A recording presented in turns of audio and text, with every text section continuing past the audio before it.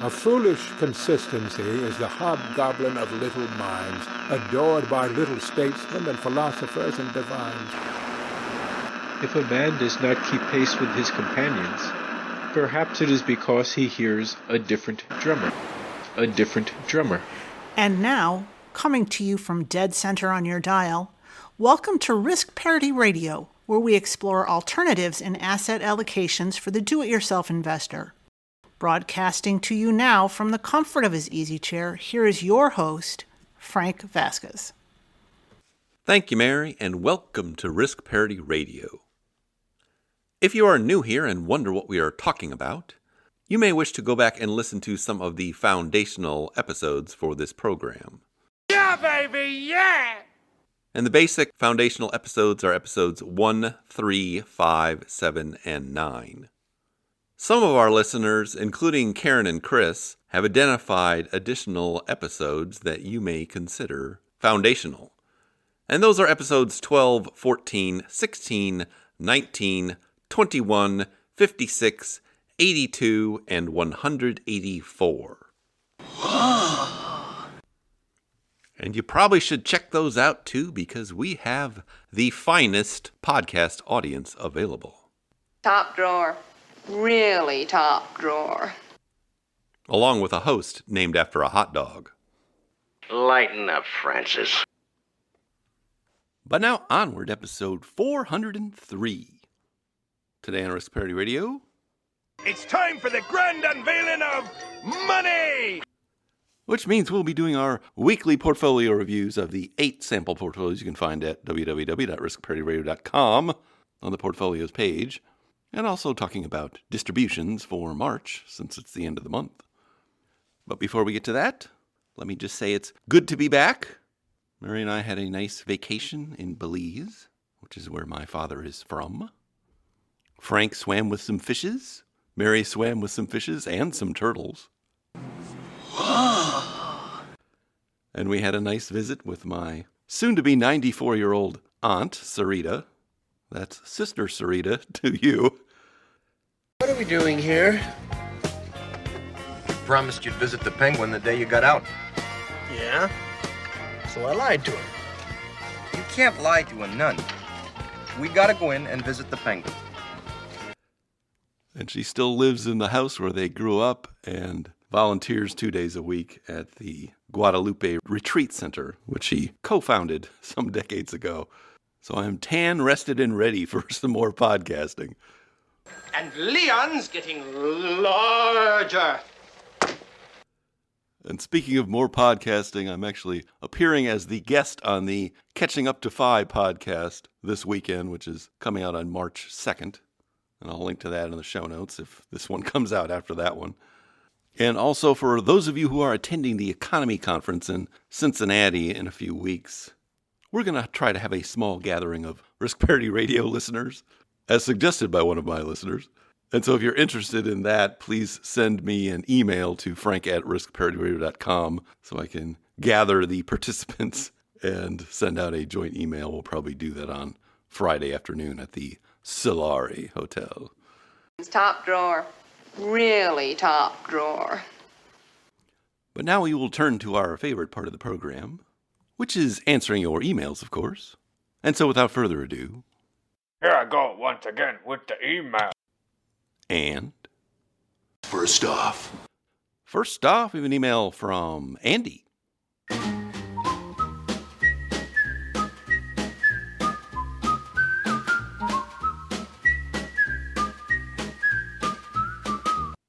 And Andy writes, Hello, Frank. As a U.S. investor, how should I think about what seems to be a burn-it-to-the-ground approach by the current U.S. administration?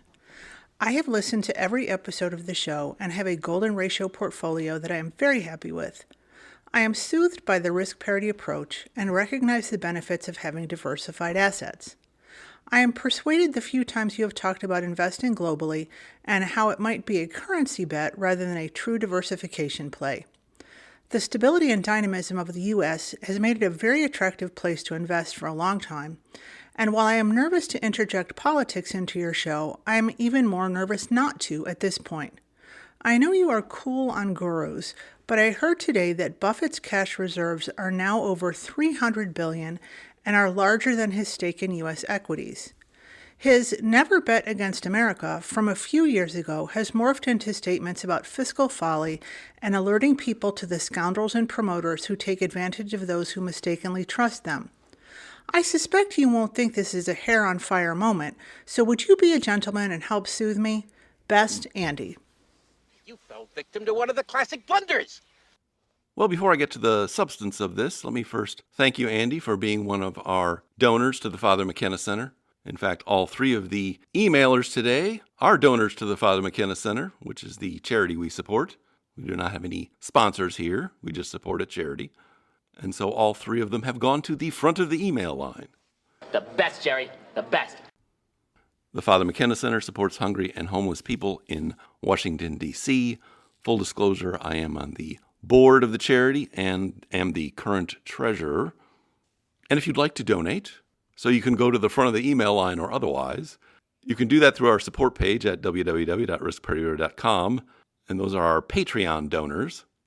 Or you can go directly to the Father McKenna website and go to the donation page, and I will link to that in the show notes. Either way, please mention it in your email when you send an email so I can move you to the front of the line. Yes! But now turning to this email, sounds like you want me to get out a crystal ball. Maybe we should consult Sonia here. My name's Sonia. I'm going to be showing you the crystal ball and how to use it, or how I use it. But you know what happens whenever I consult a crystal ball and ask it what's going to happen. We don't know. What do we know? You don't know. I don't know. Nobody knows. The only thing I do know is that we are actually pretty well prepared for whatever happens because we have a very well diversified portfolio. That's the fact, Jack! That's a fact, Jack! If you look at the last couple of years of the first Trump administration, or regime if you prefer. Let's say China. China. China. China. China. China. China. China. China. China. China. China. China. China. China. China. I have to have my China. That was when they really started gearing up with the tariffs and trade war talks and all that sort of stuff. And what you actually saw there was gold performed extremely well. And so it's probably not that surprising that it's also performing extremely well right now. And you can imagine that a lot of that is simply due to worldwide uncertainty and the fact that people are wondering whether they should invest more money in the United States or not. Most of the demand for gold is coming from outside the U.S., although I understand there is more demand now and people are actually moving physical gold into the U.S. because they are worried about some kind of tariff issue with respect to that. I'm not sure what. And if you look at what was going on in 2019 before the pandemic started, there was a slowdown in growth. And I would expect that one of the fallouts or results from some kind of a trade war would be slower growth worldwide. Because when you think about it, free markets are supposed to have the best capital allocation and the most growth. So something that is anti-free markets is likely to stunt growth after some kind of price shocks or in connection with some kind of price shocks. And that probably means that treasury bonds will do pretty well, as they seem to be doing right now. Because the best performers this year do happen to be gold and long-term treasury bonds, which would be consistent with what went on in the second half of the first Trump administration. I think it's also notable that the new Treasury Secretary, Scott Bessent, has said publicly that he is trying to keep the interest rate on the 10-year Treasury note down as one of his goals. And again, that implies some kind of slow growth environment or forced recession or something like that. Now, all that being said, I'm not sure that you can hide out, if you will, in international equities. Your crystal ball can help you. It can guide you. Although if whatever they're doing does weaken the dollar, as it had earlier this year, you will see international equities outperform U.S. equities. And if China goes back to being more pro-growth itself, which it seems to be making noises about, you'll see better performances in those markets. And you actually already are seeing that. One of the best performers this year so far is the International Emerging Markets Tech ETF, EMQQ, which I think is up something like 16% on the year already. The problem is that trade wars are going to hurt everyone around the world. So I think it's going to be some kind of global slowdown. Hopefully it's not another Great Depression like we saw in the 1930s, but tariff wars were part of the lead up to that. But again, that was just a great environment for both gold in the form of gold miners then and treasury bonds. So I think we're well positioned for that. In the end, I'm very cynical about this administration because I think that their ultimate goal is simply to deregulate as much as possible, lower taxes as much as possible, because everything here is designed to make lives for billionaires much better. And that's really who they're catering to. Now, there's only one use for money, and that's to make more money. But, Mr. Howell, I want to spend it to make people happy. Well, that's a very noble sentiment, very warm and generous, but stupid. Now, let me finish that dream on a pleasant note. The wholesale arrest of the Supreme Court.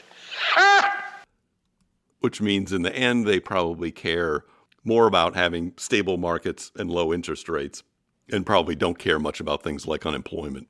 It's very much a late 19th century robber baron kind of environment. There's a famous quote attributed to Jay Gould at that time, who said, "You can always get half of the poor to kill the other half of the poor." I do think I have a clip for that. With any question that involves the abuse of executive power. In any case, Mr. Greeley, we can all be thankful that it wasn't any worse. It may be worse yet, sir. I saw them. I don't know what to think. Now, what is it that you are so fond of saying, Mr. Tweed? And, Mr. Greeley, you weren't like this, but what is it? I don't remember. You can always hire one half of the poor to kill the other half. But this also means that at least most of the people listening to this podcast who have accumulated a lot of invested assets were probably in good shape. So as far as our assets are concerned, I would just stay diversified and stay the course.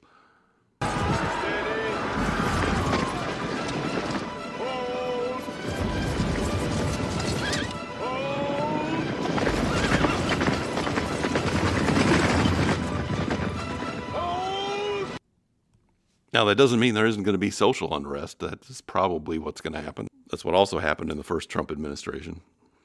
But here's the ugly truth. The ugly truth is you actually don't need a free society to have free functioning capital markets. If you just look at recent Chinese history, you can see that.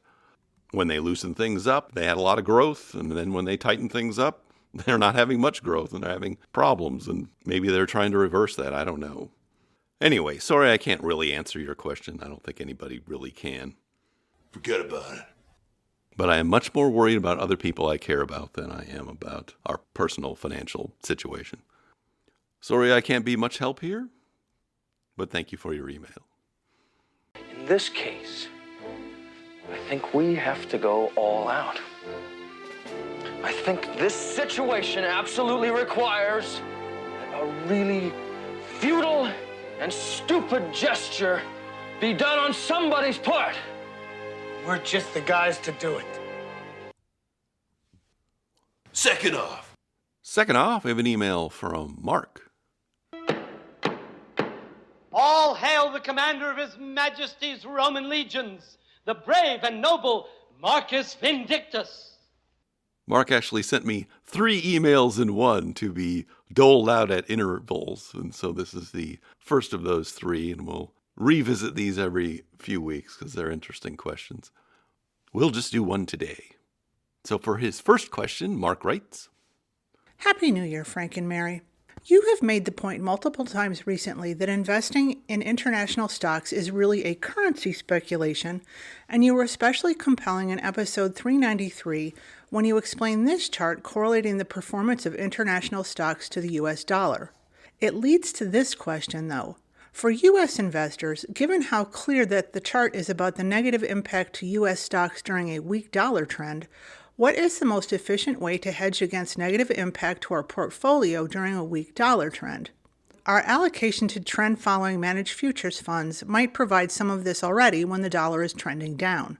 Do you think there is enough impact from that to make a difference if my managed futures allocation is 15 to 20%? A purpose-built high volatility product would be another option. I wouldn't want to give a lot of space in my portfolio to an insurance product like this, so I spent some time looking for something with a lot of volatility, like a VIX fund that would bet against the US dollar with enough leverage that an allocation of only 2 to 3% would make a meaningful difference, but haven't been able to find anything along these lines. Not going to do it. Wouldn't be prudent at this juncture. Okay, so Mark is referring back to episode 393 and other episodes where I've talked about this. And the discussion is that the main difference between just broadly investing in large cap international versus large cap US, besides the sector differences, is simply a currency speculation. That when the dollar is weaker, international stocks tend to outperform US stocks. And when the dollar is stronger, US stocks tend to outperform international stocks. And it's literally just that simple, and it's been going on for 50 years, ever since they floated the currencies back in the 1970s. You've seen that kind of dramatically recently, that we had a much weaker dollar at the beginning of this year, and international stocks have outperformed U.S. stocks. And there was a pullback this week when the dollar strengthened. And that all being said, though, I think you may have misinterpreted part of what was said before. I'm not saying that a weaker dollar hurts U.S. equities. A weaker dollar actually helps all assets that are denominated in dollars or priced in dollars. This is why a strong dollar is often referred to as a dollar wrecking ball, because it tends to make all risk assets underperform, as it did in 2022. So a weaker dollar is actually favorable for domestic stocks, for international stocks, for gold, for commodities, for just about anything, which means you don't really need to do any particular planning for it. And although international stocks will relatively outperform U.S. stocks in a weaker dollar environment, U.S. stocks are still going to have positive performance, at least with respect to the weaker dollar. They may have negative performance for other reasons, but the weaker dollar will support higher performance of U.S. stocks, as well as other things. Now, you are also correct that managed futures will outperform if the dollar is actually trending one way or another for a sufficient period of time. Right now, it's not really trending, or has not been trending that much. It has gone down, it has gone up, and that is actually bad for a managed futures fund. But if a trend does take hold, with a weaker dollar being weaker consistently over a period of months, then you will see managed futures outperform as they pick up that trend. And you will see gold greatly outperform in a weak dollar environment, just in general. If you really want to see something spectacular, look at the price of gold denominated in any other currency besides the dollar over the past decade or so. And you'll see a kind of ridiculous performance, because gold can outperform even in a strong dollar environment, but a weaker dollar environment tends to accelerate it. Now, as for a volatility fund, I spent about 10 years trying to figure out how to incorporate volatility into a portfolio, and I never was successful at it. And at this point, I've kind of given up on it in favor of using things like managed futures. I think one of the problems with it is it can't be managed in the same way as the rest of your portfolio. It's not conducive to simply rebalancing in or out of it on a long time periodic basis, but there needs to be some other trading strategy, because it tends to spike, which is when you want to sell it, and then decay back down. So I've never really been able to find a good way of managing that as part of a portfolio. If you go back and look through our back catalog, you'll find that one of our favorite listeners, Alexi, the dude,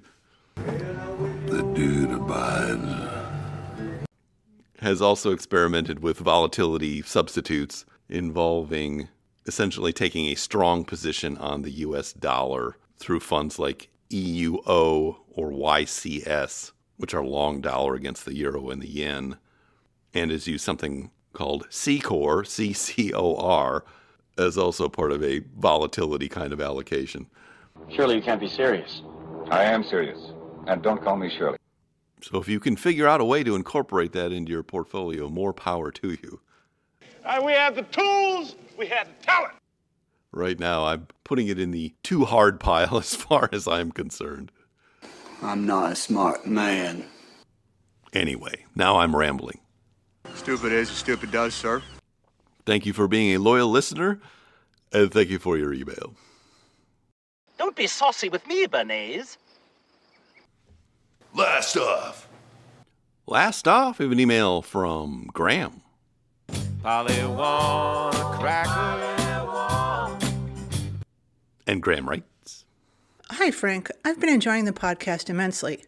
I have a question about the sample portfolios and inflation. I noticed that, e.g., the golden ratio distributes at 5% annually, which is great, but what about accounting for inflation somewhere? For example, if you withdraw 5% perpetually, but the balance remains at $10,000, then the spending power of your 5% withdrawal is dwindling thanks to inflation. Have you considered presenting an inflation-adjusted view? Yours, Graham. That's really not what I do, Peter.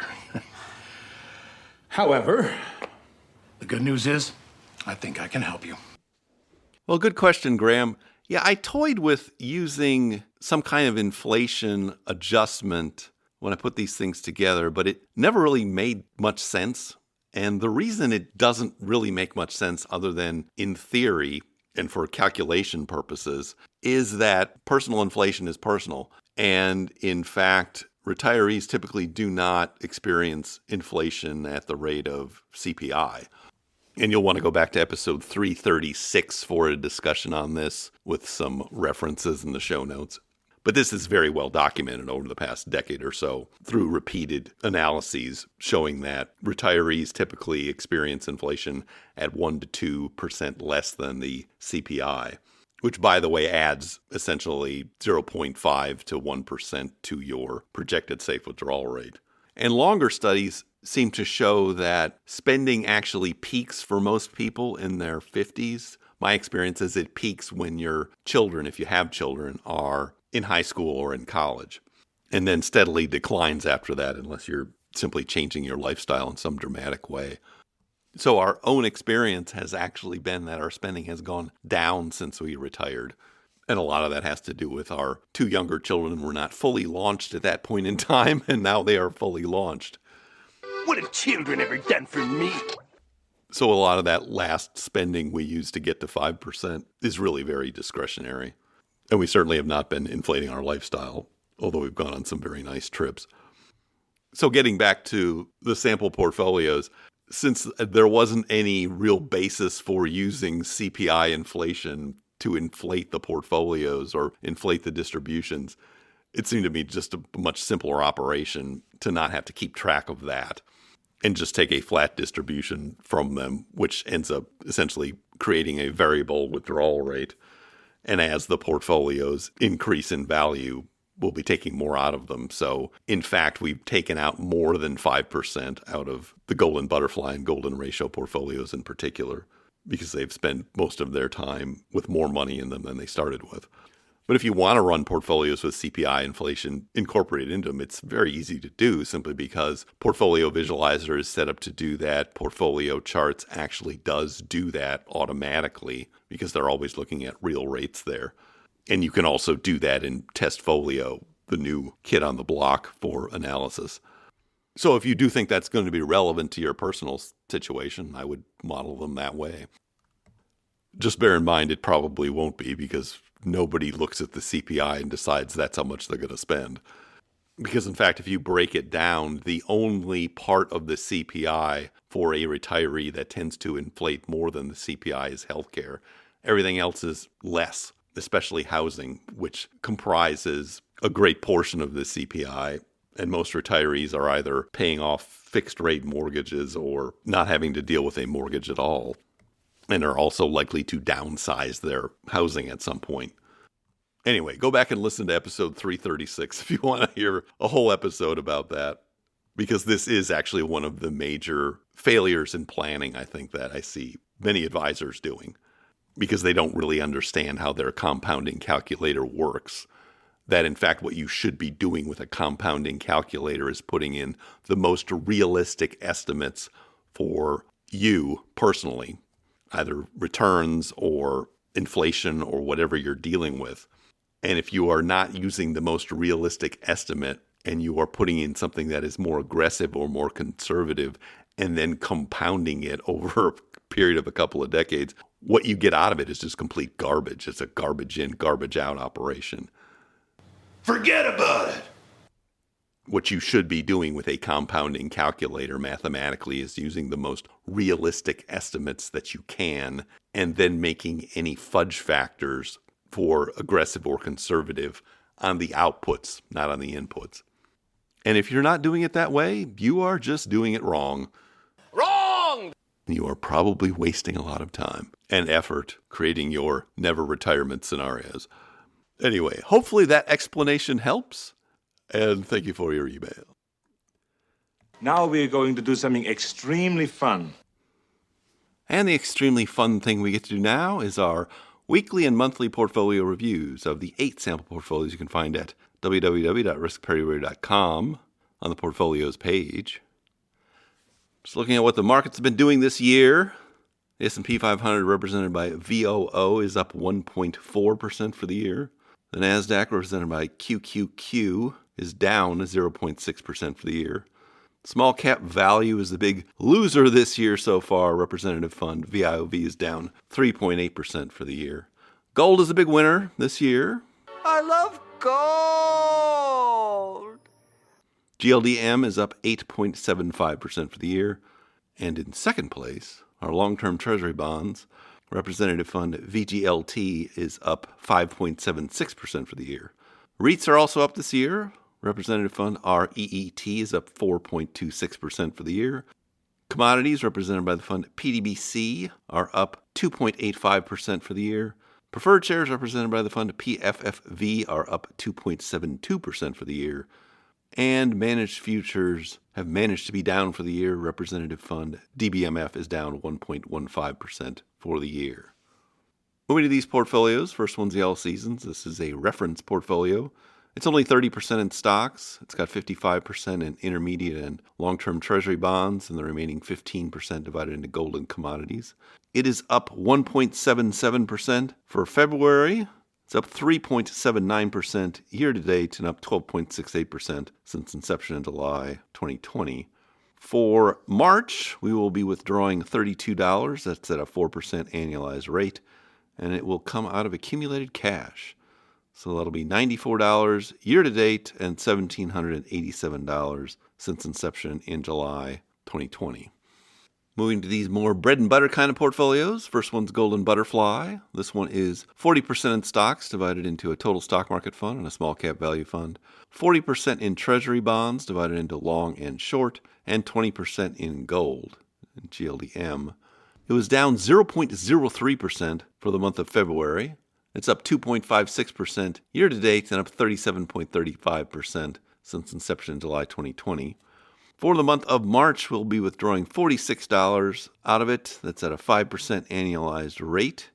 It will come out of accumulated cash, and that will be $137 year-to-date and $2,438 since inception in July 2020. All of these portfolios started with about $10,000 in them for reference. Next one is the Golden Ratio. This one is 42% in stocks divided into a large cap growth fund and a small cap value fund, 26% in long-term treasury bonds, 16% in gold, 10% in a managed futures fund, and 6% in a money market fund in cash. It is down 0.51% for the month of February. It's up 1.75% year-to-date and up 32.22% since inception in July 2020. For the month of March, we'll be taking $44 out of it. We always take out of the cash portion for this portfolio. It's got easy management. That's at a 5% annualized rate. We'll have taken $131 year-to-date and $2,392 since inception in July 2020. Next one's the Risk Parity Ultimate. This is kind of our kitchen sink portfolio where we put a little bit of everything, including a little bit of cryptocurrency that has been in steep decline recently. Fortunately, it's a very little part of this portfolio. So for the month of February, it was up 0.71%. It's up 2.54% year-to-date and up 23.35% since inception in July 2020. For March, we'll be withdrawing $40. It'll come out of the accumulated cash. That'll be $119 year-to-date and $2,369 since inception in July 2020. We are currently withdrawing from this at a 5% annualized rate. Now moving to these experimental portfolios. We run hideous experiments here, so you don't have to. Look away, I'm hideous. Actually, they're not looking very hideous this year. These all involve leveraged funds in portfolios, and so they're considerably more volatile than the regular ones. First one's the Accelerated Permanent Portfolio. This one is 27.5% in a levered bond fund, TMF, 25% in UPRO, a levered S&P 500 fund, 25% in PFFV, a preferred shares fund, and 22.5% in gold, GLDM. It's up 4.01% month to date. That's for February. It's up 7.97% year to date so far, and up 9.08% since inception in July 2020. We are withdrawing from this one currently at a 6% annualized rate, so that'll be $40, and it will come out of the bond fund, TMF, for March. So that'll be $118 year to date and $2,748 since inception in July 2020. Next one's the Aggressive 50/50. This is the most levered and least diversified of these portfolios. It's just stocks and bonds. So it's 1/3 in a levered stock fund, UPRO, 1/3 in a levered bond fund, TMF, and the remaining third divided into preferred shares and an intermediate treasury bond fund. It is up 3.76% for February. It's up 6.46% for the year so far, but still down 6.24% since inception in July 2020. For the month of March, we'll be withdrawing $34 out of it from the cash portion that is accumulated. It's at a 6% annualized rate. That'll be $100 year to date and $2,769 since inception in July 2020. Next one is the Levered Golden Ratio, which is a year younger than these other ones. This one is 35% in a composite levered fund called NTSX, that is the S&P 500 and Treasury bonds. 25% in gold, GLDM, 15% in a REIT, O, 10% each in a levered small cap fund, TNA, and a levered bond fund, TMF, and the remaining 5% in a managed futures fund, KMLM. It's up 0.2% month to date and up 4.19% year to date, but down 0.41% since inception in July 2021. For the month of March, we'll be taking $34 from the gold allocation, which is doing the best these days. That's at a 5% annualized rate. That'll be $101 year to date and $1,657 since inception in July 2020. And moving to our last one, our newest one, the Optra portfolio. One portfolio to rule them all. One ring to rule them all. One ring to find them. One ring to bring them all. And in the darkness bind them. This one is 16% in a levered stock fund, UPRO, it's the S&P 500. 24% in a composite worldwide value fund called AVGV. It's got both domestic and international value stocks. 24% in a Treasury Strips fund, which is GOVZ, and the remaining 36% divided into gold and managed futures. It's up 0.44% month to date, up 3.81% year to date, and up 6.84% since inception in July 2024. For the month of March, we'll be withdrawing $51 that's coming out of a cash accumulation. It's at a 6% annualized rate, so it'll be $153 year to date and $413 since inception in July 2024. And that concludes our weekly and monthly portfolio reviews. Boring! It's shaping up to be an interesting or odd year, depending on how you look at it, so far, with the bonds and alternatives outperforming the stocks. But that does happen sometimes. I think I've improved on your methods a bit, too. We'll have to just hold on to our hats and see what comes next. But now I see our signal is beginning to fade. If you have comments or questions for me, please send them to frank@riskparityradio.com. That email is frank@riskparityradio.com. Or you can go to the website, www.riskparityradio.com, put your message into the contact form, and I'll get it that way. If you haven't had a chance to do it, please go to your favorite podcast provider and subscribe, give me some stars, a follow, a review. That would be great. Okay. Thank you once again for tuning in. This is Frank Vasquez with Risk Parity Radio, signing off.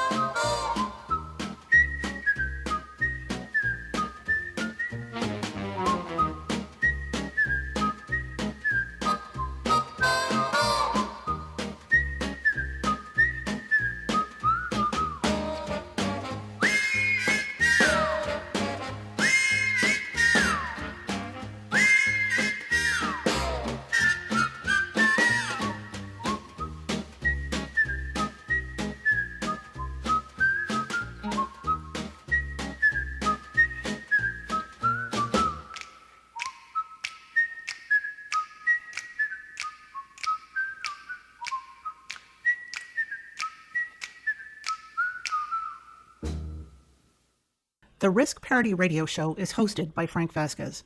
The content provided is for entertainment and informational purposes only and does not constitute financial, investment, tax, or legal advice. Please consult with your own advisors before taking any actions based on any information you have heard here, making sure to take into account your own personal circumstances.